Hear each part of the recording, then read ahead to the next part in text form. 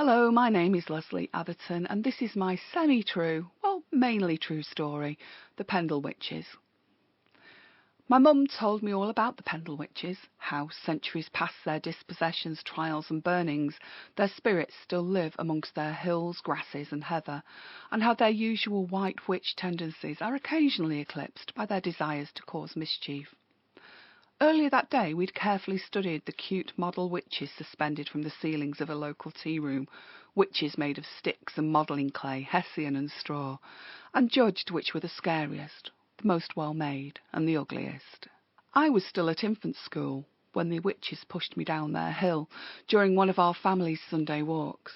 That's what my mum said anyway, and I was grateful for it, because I knew even then that the reality was more embarrassing. I'd got my small Wellington boots caught in a croquet hoop of heather roots, bare and gnarled, and obviously sticking out of an eroded, peaty hillside. I only saw the hoop when I was already falling. By that moment it was too late. My mind was always in a different place to my body. That was the problem, and the excuse behind my clumsiness. I was a brave girl, apparently, though I don't remember much other than the fall itself, or the push. I got back to the car without a tantrum, and I barely cried, but I've been told on many an occasion since then that I crawled into bed on our return home and sobbed myself to sleep under the blankets. It was perceived as character building to leave me to it. They left me to it. The following day was Monday. I liked my teacher, Mrs. Barton, very much, and I liked school too, but didn't want to be there at all that Monday. I couldn't concentrate. I was silly.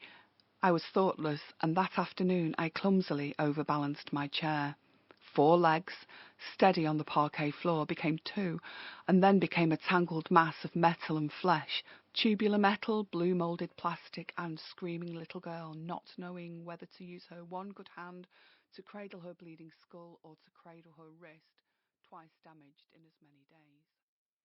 Later, and removed from my accident, I sat, quietly sobbing with a magic paint book on the desk in front of me, watching while watery tears blotched and changed the colours of the pages in circular splashes.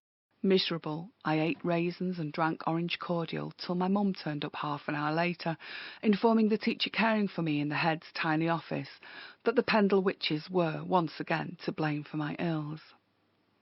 Later still, the hospital discovered that my arm was broken at the wrist in 2 places, and I found out just how much a broken arm does hurt. 40 years later, I don't remember the pain or much else about that day. Only 2 things really stick in my mind. Firstly, the wonderful way that the magic paint book coloured up with each of my falling tears, and secondly, the way my mum laughed as she talked to my teachers. At the time I was upset. It felt as if she was disregarding my pain, but she wasn't. She was being brave to make me brave. She was telling me a tale to protect me. She was jollying me along to give me strength. I do the same myself now, sometimes when the witches strike.